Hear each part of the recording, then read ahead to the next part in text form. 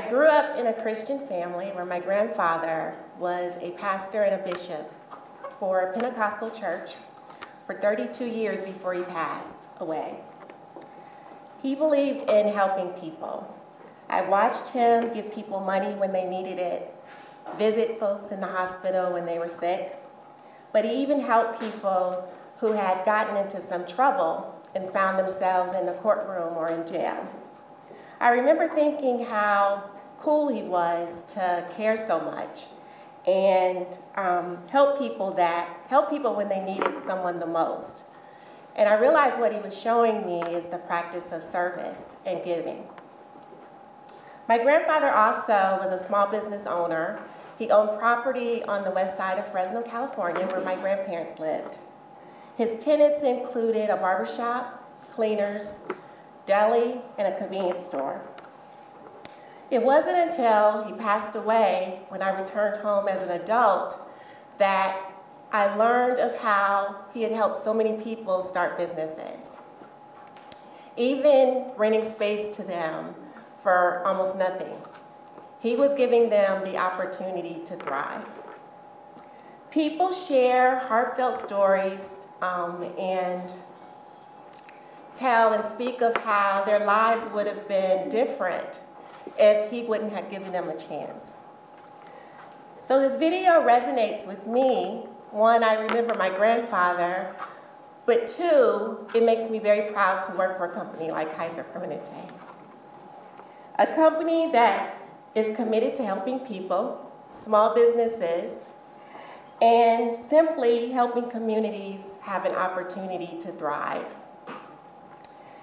Kaiser Permanente exists to provide high-quality health care and affordable high-quality health care to improve the health of our members and our communities. That's our mission. But we're interested in the wealth and economic advancement of Baltimore's residents and communities. As the region's lead for supply diversity, I have the pleasure of working with small businesses all the time. And the rewarding part of my job is doing just that, finding existing opportunities for them and creating new ones for them to thrive.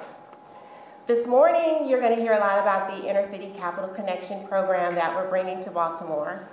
You'll learn about the program and how it has helped inner city communities and how it has succeeded. You'll learn how it positions small businesses to grow, create jobs, and also raise capital. But you'll also get inspired to join us and nominate businesses for the program that you believe are ready to go to the next level. Kaiser Permanente can't do this alone, and so we have great partner, the City of Baltimore, and as well as ICIC initiatives for competitive inner cities, who you'll hear from Steve Grossman a little later. But I'm going to ask Paul to join me, and he's going to give remarks from the Small Minority Women's Office. That's right. So good morning, everyone. Good morning. Oh, that's great. Everybody sounds bubbly. So a lot of you know me from the work that we've been doing around Baltimore. I have a great team that's been doing some work around small business and really working hard to make it work. And as you know, we're challenged all the time by the fact that we can't spread our wings far enough and to reach everyone. And so it is fantastic to have a partner like Kaiser who will come into Baltimore City and not only care about the physical health of the community, but also look at the economic health, because what we know is that when people do better in terms of economically, they do better in health, they do better, the kids do better in school. We have a thriving and building community. And so it's wonderful to have an organization who comes in who doesn't just care about the making money off of the patients, but also care about how that community thrives. What will happen in that community? And so we're very, very happy to have that. I just want to make a couple of comments about, there are a couple of people here I want to make sure that I notice. And one is that we have our Controller Joan Pratt here. She left? Oh, she had to leave earlier. And we have Vice President Middleton, who is our council president. I just want to make sure you all see her. We have another councilman who is very, very interested in this work, Councilman Bullock. And there are two partners who have been in this economic development activity for some time. You know Bill Cole, he's standing in the back there making sure he's observing everyone. And Don Fry. Don has been here, and all of you, Don, please, if you don't know Don, Don is with the Greater Baltimore Committee. But there are many of you that are partners that have been doing good work in Baltimore, and I can't announce you all, so just bear with me, but raise your hand, everyone. You're very important. So anyway, I just wanted to make sure that you really understand that this is something that we are very, very pleased to have Kaiser come to Baltimore, come and Steve Grossman with ICIC, who come here to make sure that we put the right pieces together, because we're trying to build a system that will thrive and to be resilient. And the only way that happens is when we bring partners, when we bring outside information in, when we grow our resources and make sure that we partner with people who have done it. And you'll hear some more about some cities that they've done it before, and some of the results from some of that. You'll see that. And so I want to just say thank you for coming, and you'll hear from me again. Thank you. So we're going to make a couple adjustments around the mayor's schedule. So at this time, I'm going to invite our regional president, Kim Horn.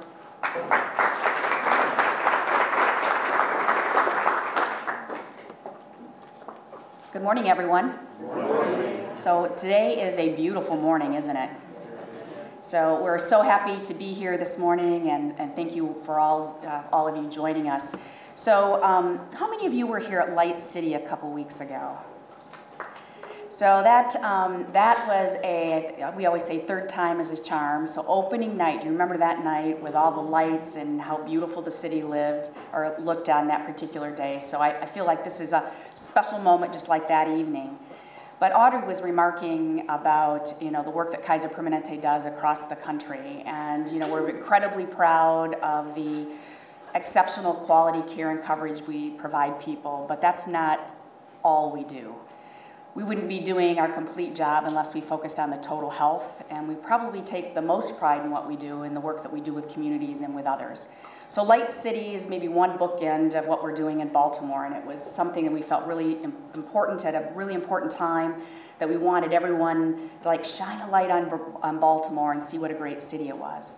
And then since that time, we do a number of other things in partnership with really working on total health of a community. Everything from making sure that kids graduate from school and we have safe neighborhoods, to economic development, which is really the economic opportunity, what we're talking about today. One of the programs that is sort of leading up to this, is with some of the work that we do with children. And one of the programs that I am most fond of is the work we're doing at Dunbar High School, where we have 100 kids, high school kids that we're preparing for good jobs in the healthcare field. Earlier this year, actually late last year, we announced a couple other programs that are near and dear to us, and we have some of the partners in the room here, and that's Bon Secours in particular. And where we're focusing on West Baltimore specifically, and a particular zip code 21223, and that program or initiative is called The Future of Baltimore. And so I really want to ask the people from Bon Secours if you'd stand and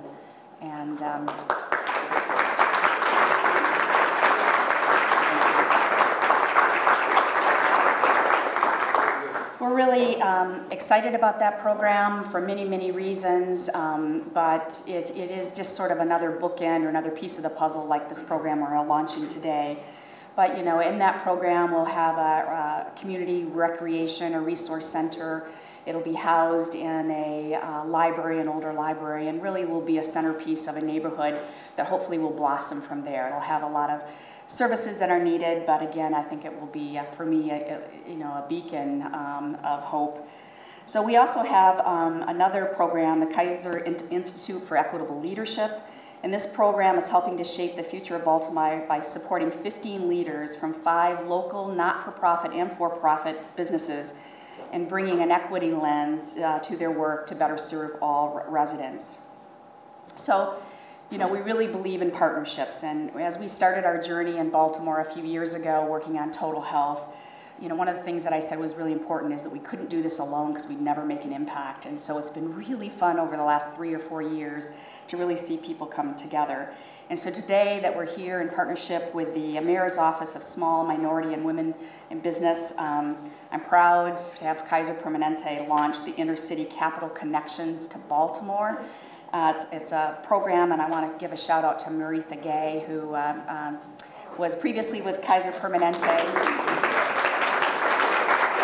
And she's the one in particular that pinged me one day and said that she met this great organization and she had this big dream about what it could do to Baltimore. So in addition to all of our colleagues here across the national program, you know, thank you all for making this happen.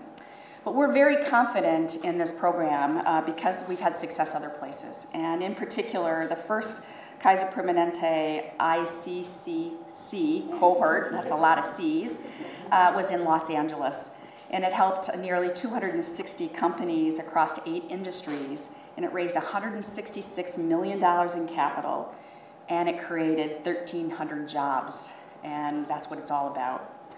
So so again, thank you everyone for coming in to Baltimore today to help us launch this in Baltimore. Audrey in particular, thank you.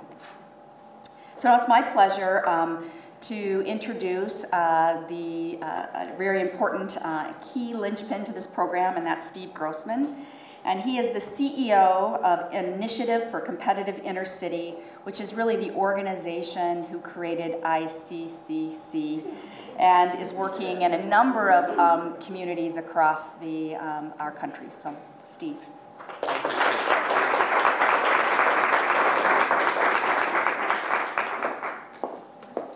So I'd be thoroughly confused. What's ICIC? What's ICCC? So let me tell you how this all began. And by the way, the mayor will be here in just a few minutes, and wherever I am in my remarks, I'm going to break in because she's got an incredibly busy schedule, and we want to hear from the mayor and why this is so important to her. So when she walks in the door, I'll break in, and then we'll pick up where we left off. So I want to take you back to 1993. Willie Woods is a student of Dr. Michael Porter. Michael Porter, for those of you who don't know him, probably the best-known business school professor in America, global guru of strategy and competitiveness. Willie Woods walks into his office one day and says, Dr. Porter, you've studied strategy and competitiveness. You familiar with what happened in LA? The LA uprising? When are you going to turn your attention to the inner cities of America? When are you going to help us develop a strategy to rebuild our inner cities and to create economic opportunity and sustainable small business ecosystems in cities across the country? He said, Willie, great idea. Let's do it together. So they built a plan, and in 1994, Dr. Porter created the Initiative for a Competitive Inner City. It was a research organization. That's all we did. We studied the 328 inner cities in America that have high levels of poverty, unemployment, but they have opportunity. Very quickly, Porter realized that thought leadership was great, but practice leadership was better. Changing people's lives was what this was all about. So we created a whole series of urban business initiatives, of which Inner City Capital Connections is one. And our Inner City Capital Connections, we like to call it, it's all about the 5 C's. Capacity building, coaching, capital, connections, and contracts. But before I go into a little bit of a slide deck here and tell you a little bit about the program, let me tell you why I have a special relationship with the city of Baltimore. It's not just because my youngest daughter-in-law is from Baltimore. It's because many, many years ago, my father, who was a great baseball fan, he loved to go to Fenway Park and watch the Baltimore Orioles and the Red Sox play. Why? Because his tickets were 5 rows deep on the third baseline, and he used to watch the greatest third baseman who ever put on a glove and a uniform, Brooks Robinson, play ball. And then many years later, Brooks Robinson came to Boston after the Red Sox finished in last place. They had a terrible season. And Brooks Robinson said to the Red Sox fans, Make optimism a way of life. Tomorrow can be better, and it will be. That was my father. And when my father died in 1999, we were trying to figure out, what do we put on my father's grave that summarized who he was and what he was all about? 6 months later, it came into my head. I ran down, my mother, who's 96 and still works in our family business, and my sister was sitting there. I said, let's write on Dad's grave, Edgar Grossman, 1919, 1999, he made optimism a way of life. And about a year and a half later, after we had put the marker on my father's grave, somebody came to me and we got to talking, and he was a good friend of Brooks. He said, let me give you Brooks's cell phone number. I called Brooks on his cell. I still have it on my phone. Brooks Robinson could not have been more gracious, more kind. He listened to the story. He says, I remember talking about optimism. So my father made optimism a way of life. I do too.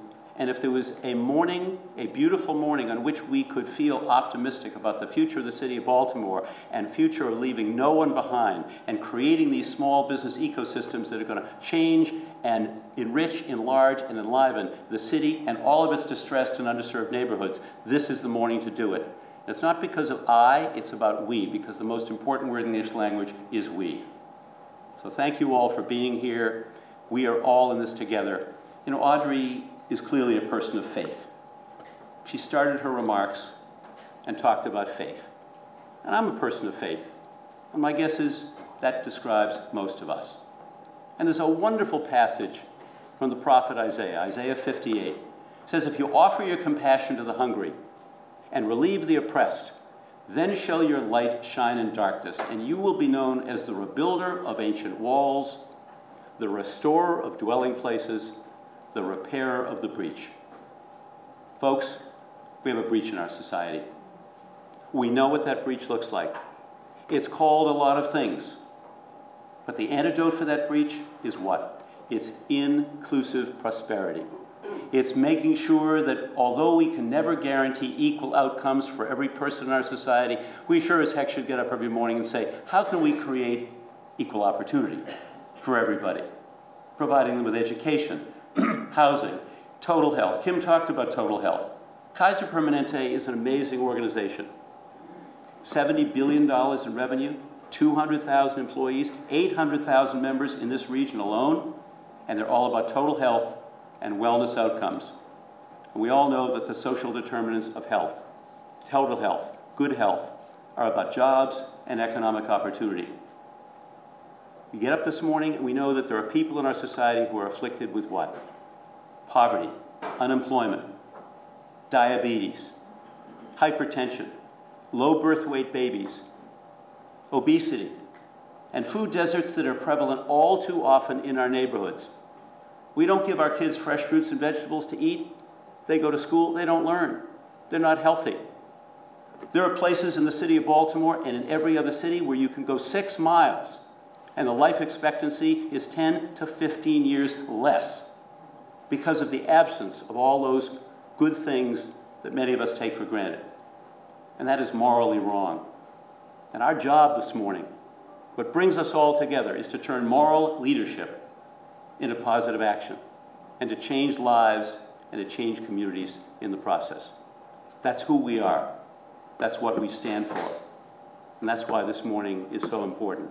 And that's why this partnership between the mayor, Paul's office, Kim, the people whom you've met so far. I want to say thank you to a few people, because honestly, without it, we wouldn't be here. First of all, Audrey. Audrey has been a rock star in helping to put this together. She'll say, come on, it's not about me, and it's not about her, but somebody has got to be the driver, the quarterback of the team. To go back to an earlier hero of mine, the Johnny Unitas of the program, okay? And that's Audrey. So Audrey, thank you for your leadership here. Really great. Leadership's got to lead. This wouldn't have happened if the CEO, the president of this region, Kim Horn, had not said, I'm going to put resources to work, and I'm going to put my office and the leadership of my entire team. Only happens when CEOs say, let's make it happen. And Kim did that, and is doing that, and has done that, and it means so much to all of us. So Kim, thank you, and we're so grateful for you here today. You'll hear from Tanya Edelin at the end of the program. Tanya has been one of the architects of this program. When we came together 2.5 years ago to strategize this from cities all over the country, Maritha was there. Tanya came back to a later meeting with Dr. Porter when we strategized the next generation of leadership. You'll see this program playing out all over this country because Kaiser is committed to total health, total wellness, and they know that economic development is the key to all of that. One thing you may not know about Kaiser, there is an organization called the $1 Billion Roundtable in America. It's made up of about 25 American companies, all of whom do about $1 billion or more in purchasing of goods and services from certified women and minority-owned companies. You don't get in that group, the $1 Billion Roundtable, unless you're spending $1 billion or more, certified minority and women-owned firms. There's only one nonprofit organization in America that is part of that group. That's Kaiser Permanente. And it's because they believe that their responsibility is to spread that wealth and to make sure that companies that have the talent to deliver service, quality, value, and professionalism are making it happen. Collectively, this group, this $1 Billion Roundtable, buys $72 billion of goods and services from minority and women-owned firms. And that's just the beginning. That's the foundation on which we're going to build. If you remember one statistic this morning, it's that every $1 million of business that goes to an inner city company, to a company in a distressed area, the companies we will all nominate for this program, which will come together on July 26th for a full-day training seminar, part of this 40-hour Inner City Capital Connections program. For every $1 million of business that goes to one of those companies creates 7.5 jobs. And we all know that the best social program ever created was what? A job. A job. So that's why we're all here. I want to thank, there was a woman whose face you saw on that video about Good Soil Industries, this wonderful company that's a supplier to Kaiser. They do landscaping services, and most of the people they hire are formerly incarcerated. There's one man there in that video, extraordinary. He said, I used to be a criminal. I used to be in jail. And now I take money out of my pocket that I earned and I buy my child something. What does that mean to create that kind of pride and that kind of future for that man and all those people formerly incarcerated? And that Good Soil Industries story, that's one of the companies that participated in Inner City Capital Connections. You saw a woman by the name of Laurel Yunk, a woman with the blonde hair. She's the chief procurement officer. She's responsible for all that purchasing that goes on and all the work that goes to inner city companies, to certified women and minority-owned companies. One of her colleagues is here today. I want to recognize Mats Feinberg, who's here from the West Coast. Mats is the Vice President of Supply Chain Operations. Mats, thank you for making this trip and being here. Where's Mats? Right back there. Mats, thank you for being here. And I want to acknowledge Tommy Smith. National supplier diversity is what drives a lot of this forward and makes this happen. And Tommy Smith is here. Tommy Smith plays a key leadership role as the manager of economic impact. So thank you, Tommy, for being here. So let me just tell you a little bit about this program and what each of you can do. Audrey told you, the bottom line is everyone here is a nominating partner. Everyone here knows one company, 3 companies, 5 companies, or can identify 10 or 20 or 50 companies that you know of and have worked with that could benefit from this program. And we're going to put you all to work following this. Audrey will be in touch with you. We'll be in touch with you. And if every one of you says, I'll nominate a few businesses, we're going to have an amazing cohort when we come together on July 26th for the full-day training program. Inner City Capital Connections, if you want to use this phrase, tongue-in-cheek, is a 40-hour mini MBA on steroids. We provide all those things that I talked about earlier. That's a map of the country, and those are the 10 cities in which we will run the Inner City Capital Connections program in 2018. And actually, it's a little bit inaccurate because of Kaiser's commitment and generosity in Northern California, we'll be adding an 11th city, and that's Sacramento, which will come together in October. Just 3 years ago, we worked in 3 cities with 164 companies. This year, we'll work in 11 cities, and we'll work with over 1,000 inner city entrepreneurs. But that's just the beginning of how we're going to go. And Baltimore is the place where we're going to make this happen. and create that kind of economic vitality in partnership with all of the other programs that go on within the city. You have in your folder, and please take the folders with you, you've got a bunch of material in the folder, and you don't have to look now. There's an impact report, the 2017 impact report. It has this and lots of other data in it and some wonderful stories, but fundamentally, this will summarize the first 12 years of the program. 65% minority-owned firms, 41% women-owned, but that number trends upward every year. Last year it was over 45%. We expect 47 to 48% women-owned. A lot of veteran-owned firms. For those who think about veterans and our veterans, we need to honor not just by thanking them for their service to the country, but by giving them the tools they need to compete and win as small business owners. When you see the revenue, 4.1 million, that's an average. Don't be put off by that and say, gee, I don't know a lot of inner city companies doing 4.1 million in revenue. We're looking for companies that are doing $500,000 in revenue and up. Obviously, we'll make exceptions based on the recommendation of a nominator, but that will give you just a little bit of indication. These are not startup companies. We don't work with, these are entrepreneurs who are stuck. They work hard. They work 60, 70 hours a week, but nobody's ever taught them strategy, marketing, entrepreneurial finance, team building, leadership. Nobody's ever introduced them to debt and equity capital and how you can get capital. They've been turned down for loans over and over and over again, and they're frustrated. We want to help them build a growth plan and a strategy so that they can go to a bank, a non-traditional gap lender, a private equity firm, and get the capital they need to grow. That summarizes a few of the results. I'm not going to go through every one of them, but the key numbers are 15,946 jobs. And those are the ones we can document in the annual surveys we do of every company. Jobs. This is about good paying jobs. And you got to get the capital to create the jobs. Speaking of capital in the upper right corner, almost $1.5 billion of capital. 2/3 debt, 1/3 equity. Companies have gone through the program, and within a year, 71% of the companies get the capital they need, and within 2 years, 80% will get the capital they need. There's no guarantee, but it's a pretty surefire way to put yourself in a position to get the capital you need to grow, to create a new product line, open a warehouse, or do the things that you've dreamed about doing but haven't been able to do. I'm going to go back to one statistic. 172% average growth in revenue from after you graduate from the program. 172%. You grow revenue, you hire people.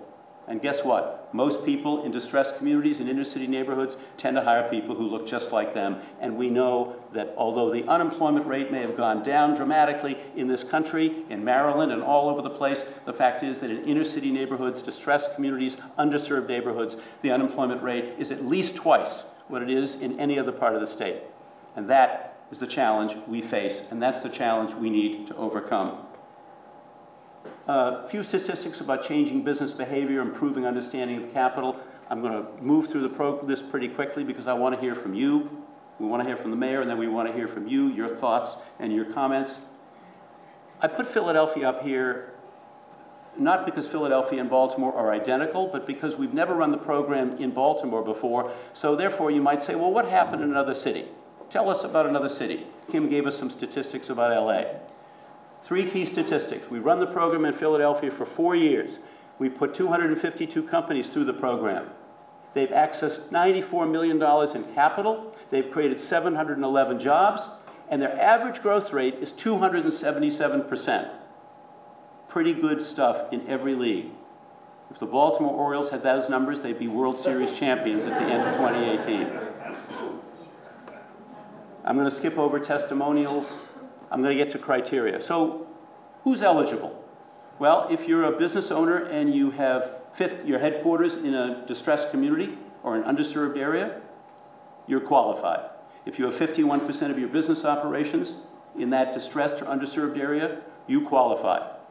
If you're outside the city limits or the distressed or underserved area, but 40% of your workers live in one of those areas, you still qualify because the goal is to create jobs. And even if companies move out, we want to make sure we help them if their employees still live within, because it is about creating economic opportunity.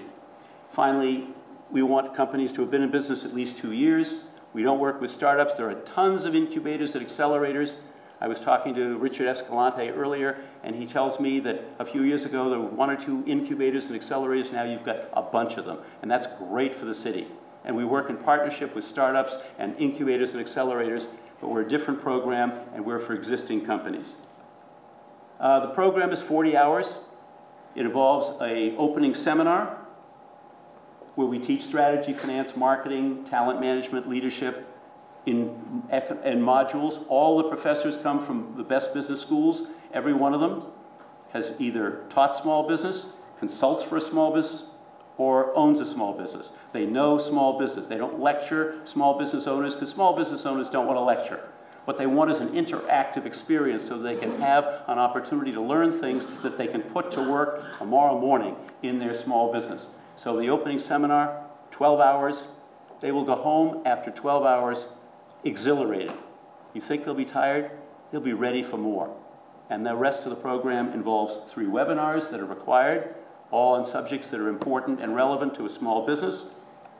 We have coaching and mentoring. At the opening training seminar, after the 4 educational modules, we have a debt panel and an equity panel so you can learn about the different kinds of capital. We do live coaching right on set, so to speak, so that they have a chance to talk about their pain points and their challenges. We do a networking reception. Why do I mention networking? Because 75% of the businesses that participate in this program will do business with one another within the first year of the program. And everybody's looking for new customers. And I don't know a better opportunity to network than to be part of this program. And finally, the closing conference. You saw a few pictures of the closing conference. We like to call it our kinder, gentler Shark Tank. You come, you put everything together, you have your pitch all ready, you have your finances all put together. There are 150 different capital providers we work with, and you have a chance to pitch for capital, which is why within a year, over 70% will get the capital they need. I'm not going to go through applications because Audrey and we will together send you a variety of materials that you can use for nominations. It'll explain the nominating process very simply. What we will do is ask you to nominate companies. Every company that's nominated, we will send an application to. We ask people to fill out the application. It's very simple. As soon as they fill out the application, we will do a diagnostic, meaning we will get on the telephone with every one of these entrepreneurs and assess, are they ready for the program? The goal is to get to yes. But we do assess their readiness for the program and whether this is right for them. There are other programs that are run. We work in combination with lots of other educational programs. We're not competitive with those, we're complementary. But fundamentally, the application process works very quickly. We stay in touch with the nominating partners. We tell you whom you've nominated, who's been accepted into the program, who's registered for the program. And if we do our job right, that means if we, all of us, do our job right, by July 26th, we'll have a wonderful cohort together, and we'll be able to build a foundation and build on it and build on it and build on it. This is not going to happen in 1 year. This is not a 2-year program. This is a commitment to long-term economic revitalization using tools that have worked and worked brilliantly to create sustainable small business ecosystems in all of our neighborhoods and to make Baltimore exactly the community you all dream about it being. I'm optimistic this morning. I look out at people, many of whom I know, some of whom I met this morning, and everybody's ready to rock and roll. I'm ready to rock and roll. We know you are as well. So I'm going to just jump ahead right here and tell you a little story and bring up a person to tell you from the point of view of a graduate of the program. Raise your hand if anybody of you know a fellow named Bob Wallace. Raise your hand. A lot of hands go up. So a number of years ago, Bob Wallace had a small business. And Bob Wallace said, I'm moving my business to Baltimore because the urban core is where I want to be. He employed fewer than 20 people at that time. He had 1 company. He now has 2 companies, 2 wonderful companies, Bith Group Technologies and Bith Energy. The company has grown in employment 4 times. It's grown so fast that one of our initiatives, called the Inner City 100, for 20 years we have recognized the 100 fastest growing inner city businesses in America. We get nominations from every corner of the country. Hundreds and hundreds and hundreds of companies are nominated. And it's all about growth. What was your growth rate over a 5-year period? What was the #1 company in America, the fastest growing company in America in 2015? It was Bob Wallace's company, Bith. He came, he accepted the award. He's a wonderful speaker. He participated on a panel the following year. He's a graduate of the Inner City Capital Connections program when he was a lot smaller. And Bob Wallace was here. If he was here, he would tell you exactly what this program has meant to him. And the good news is, lots of people want to be in Baltimore. They want to be in downtown Baltimore. They want to be here, growing, developing, flourishing, taking advantage of the assets of this wonderful city. So, unless you tell me that the mayor's here, I'm going to keep going. So because Bob Wallace is not here, he's on a world tour, I'm going to invite Coretta Bennett to come up. Coretta Bennett is the Chief Operating Officer of Bith Energy, one of the 2 companies. She's become a wonderful colleague during the past few months, participated in a lot of our alumni affairs, and without any further delay, let me introduce Coretta Bennett, who will tell you a little bit about Bith Energy and what this program, Inner City Capital Connections, meant to Bith and to Bob Wallace and the entire team. Coretta, thank you so much.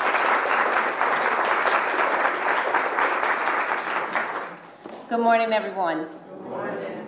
First, I'd like to say a very special and warm thank you to Audrey Johnson with Kaiser and to Steve Grossman for inviting me to speak here and share with you some remarks today. And we're really excited about the ICCC program. And thank you so much to Mr. Taylor and all that he's been doing within the city of Baltimore. So it's really important for you to understand a little bit more about Bith, for you to fully appreciate why the program was so influential to our company, our growth, and our success. So first I'm going to tell you a little bit about Bob. It sounds like most of the room already has met him at some point in time and knows a little bit about him. But it's really important for you to hear the history and the story. Bob is very committed to Baltimore. He was born in Cherry Hill, grew up in South Baltimore. One thing that Bob and I have in common is that we both graduated from a high school right down the road. We graduated from Baltimore Polytechnic Institute. So we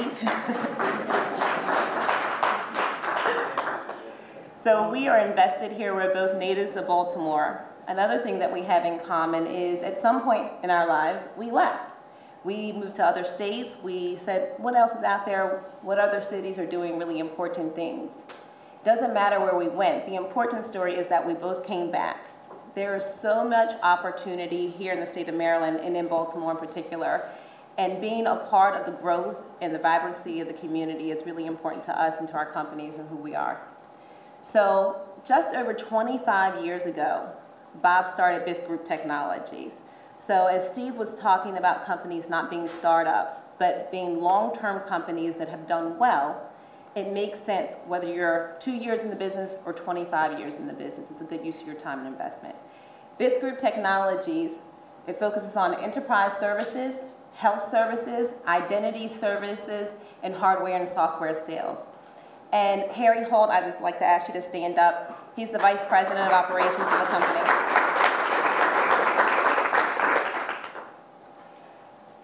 Co-located, Bith Energy and Bith Group were sister companies. So I collaborate very closely with Harry. We both work very closely and look to insight from Bob. We're located in the Mount Vernon area in historic Baltimore City. We love this space. It's a great place to live, great place to work, and if you've been to the area, great place to eat also. Wonderful restaurants. And it's really a special and unique place in the city. There's so many different types of businesses that are located there. And as Steve talked about, the company started in Howard County in Columbia. But Bob was very intentional about bringing the company back to Baltimore City to create opportunities, to create jobs for other people, other individuals that maybe have a similar story graduating from Baltimore City high schools, deciding to intentionally stay there and wanting to make a difference in the community. So in 2009, Bob started Bith Energy. He always had a passion for energy technology, and this is a great way for him to tie in his IT business with new and emerging technology in the energy sector. So it coincided with President Obama in 2008 and really making a federal and a large-scale push to renewables. And being a thought leader, being very innovative, said, okay, we're going to start this company in 2009, and we're really going to focus on making sure that we create jobs, create opportunities for inner city residents. So while we're co-located in Mount Vernon area, between the two companies together, we employ over 85 people. A large portion of our residents and our employees are Baltimore City residents. We're actually looking into hub zone certification as a result of that. So we see the importance of being located here. I want to share a little bit about the program and why you should recommend this to a number of companies and nominate it. It's a huge investment of time. One of the things that a CEO or a chief operating officer or vice president will often say is there's just not enough time in the day. So giving 40 hours specifically out of your regular schedule to commit to participating in a program, it's a huge task, it's a big decision, but it's worth it. Not only because of the numbers that Steve Grossman put on the screen and talking about revenue growth, talking about new opportunities, the potential for other connections, but not only do you grow as a result of the program, your employees will grow. Other connections will happen as a result of the program. The other thing that I thought was interesting about this particular program is that a large portion of the participants in the program are minority-owned businesses, are women-owned businesses. So there's a lot of intersection and connection, but the participants are coming from a wide variety of industries. So while we are a technology business with Group Technologies and an energy business within Bith Energy, the possibility for us to work with other companies, to learn from other companies, to share strategies, to grow together, to leverage one another's connections is really important. So it's one of the other things that we've gained from the program. In addition to the connections within the class and within the cohort, there's also a great opportunity for capital connections, and that's really the impetus and the really importance of the program. So because of the relationships that we created within the ICCC program, we have access to a different type of capital. When Bob started Bith Group and Bith Energy, he is very proud that the company had no debt, self-funded. But in order to move the company to the next level, oftentimes there may be a need for infusion of other capital.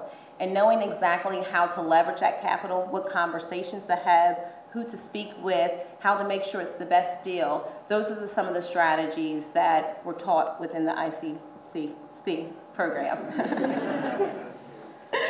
The other thing to think about is marketing. It's great once you have the capital, it's great when you have the opportunity, but it's also really important to be able to leverage that and to be able to market that. So the strategies that are taught in the initial seminar and being able to put those things into practice when you have the opportunity to do your initial pitch, that Shark Tank, and be able to try it out in a very safe setting before going and taking it on the road is another thing that is a huge benefit to the program.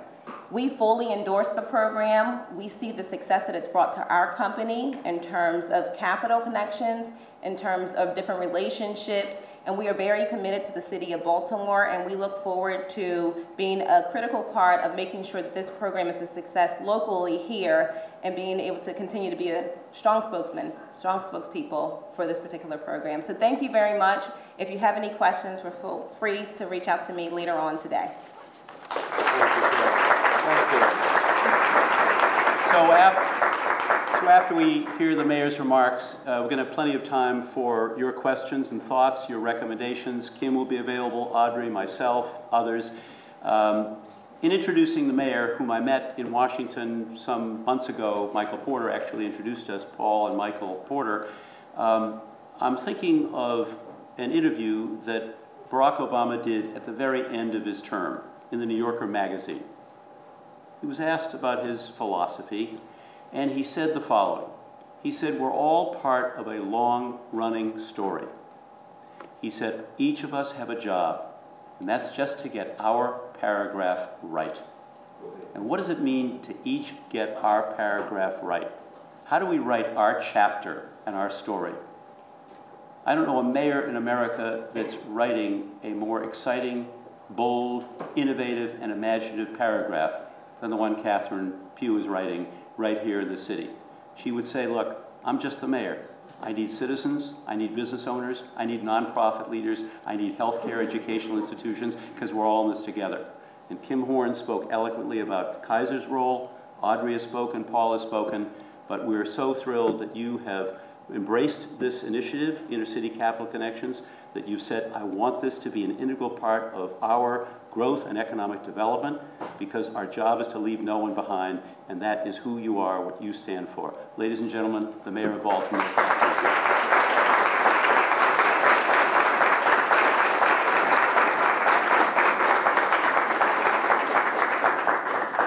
It really is exciting to be here, but before we get started, I need you all to help me sing happy birthday to someone.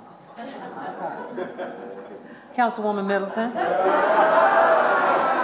Happy birthday to you. Happy birthday to you. Happy birthday, dear Sharon. Happy birthday to you. It is her birthday. Let me also acknowledge Councilman Bullock, who's also here, a number of great folks that are in this room that really excite me every time I think about business and business growth and the connections that we make. Kim, I can't thank you all enough for being partners in this effort. Steve Grossman and so many others who are here. But let me just say why this is so important. Small business is the backbone of our economy. This is where we grow businesses. This is how our economy flourishes. And so to the extent that we're engaged in supporting efforts to move business forward in our community is only a plus. I'm looking around the room at the GBC, Don Fry, I'm looking around the room and I'm seeing individuals that I've also encouraged to expand and grow their businesses. Aziz is here, who has he has a number of businesses. In fact, when we were doing, taking the young people over to Washington, D.C., 3,000 young people over to Washington, D.C., to the march in reference to gun violence, we reached out to our local small business folks. He made 3,000 t-shirts for our young people, and now will be an entrepreneur working in the Orioles Stadium with his other business, working with young people, giving them an opportunity to sell their sorbet. Also with the Orioles. Give that a big round of applause, you all.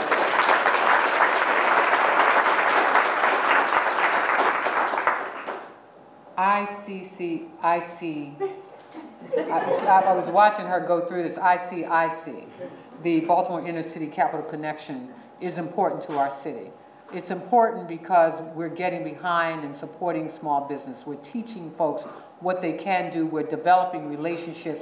We're talking about what those relationships should mean. We're connecting you to not just training, but resources and financial opportunities, and engaging you with those who have the capacity to help you grow your businesses. I'm so grateful to my own Mayor's Office of Minority and Women-Owned Business Development, because we too, every single day, focus on what we need to be doing to make sure that we're growing businesses in our city. It's one thing to open up opportunities, it's another thing to have the support to continue to grow those opportunities. When I think about the number of businesses that start up, that fail because they don't have that backbone, they don't have that support system, or they don't have that access to capital. And when I think also about the opportunities that just exist in our city alone, when we're under a federal mandate, for example, to fix our water system, that's billions of dollars over decades. And if we're not teaching people the trades that will benefit from this opportunity, then we're failing as a city. When contracts come before the mayor's desk, as it relates to what comes, and I think there are a number of folks who are in here who could testify to the fact that we don't look at contracts in the city from the perspective of just doing the work. We look at it from the perspective of how inclusive are we, how diverse are we making sure that others have access, because we have to recognize the population in which we serve and the people who live in our city. If we're not growing businesses and utilizing the resources and the people in our city to grow our businesses, then we fail as a city. And so the chapter that I'm trying to write is how this city becomes more inclusive, how this city becomes more diverse, and how we move small business to larger businesses, how we create the opportunities for our businesses to grow. It's one thing to start a business, but it's the other thing to grow a business. and then to be opened up to opportunities. And without the resources of this organization, no effort that we're talking about here, the connections, the financial capacity, then our businesses don't survive. And that's what we want in our city. We want our businesses to survive. We want them to be connected. And bringing this kind of effort to Baltimore says that we care about our neighborhoods and communities. So I'm out, as many of you may know, walking through neighborhoods and walking through communities. Just came off of Urban Avenue this morning, looking at the business mixes. And you know, I remember when I was working at the Council for Equal Business Opportunities, the one thing that we always paid close attention to is what is the mix of businesses in that neighborhood? Where's the barbershop? Where's the cleaners? Where's the beauty salon? And where is the supermarket? And how do these things survive if we're not making sure that in those communities are mixes that will make a difference? You can't have 3 and 4 mini marts in one block, because how does it survive? We can't have the same kinds of carryouts in one neighborhood. It doesn't survive. And then at the same time, when you're in our neighborhoods, when you're in our communities, respect our neighborhoods and respect our communities. So when you start a business, make sure you're servicing the community and giving it its very best, because that's what every single community in this city deserves. And so as we continue to look at marketing mixes, because oftentimes we don't do that, and we don't even have those conversations with the entrepreneurs. Somebody says, I want to start a business. Well, what kind of business? Where are you going to locate your business? What is your clientele? Who do you plan to serve? You know, and again, that is a responsibility of these kinds of efforts. And let me say, and I want to say this very loud and clear, there's no other greater starter of entrepreneurship than the government. Whether it's at the federal level, at the state level, or at the city level. We purchase all kinds of products. And to the extent that we're purchasing products, to the extent that we're fixing roads, to the extent that we're fixing pipes, to the extent that we're building homes and neighborhoods, we have to look at our communities and those individuals who live in them and help them to start, expand, and grow their businesses. Because as they grow, so does our economy. We have a responsibility to lift the least while we lift all of us. We can't be poor on one side of our city and rich on another side of our city. All of our communities deserve to be the greatest communities. And to the extent that we work together and we look inside those neighborhoods and we look inside those communities and we help these small businesses to grow into entrepreneurships that will make a difference in our neighborhoods and communities, then we grow our city. And so the story, again, that I intend to write is inclusive, diverse, opportunities, and entrepreneurship, but also mentorship. So and that's what this organization will help us to do, this kind of effort. Let's mentor these businesses. Let's not start businesses and then come back 2-3 years later and wonder what happened to them.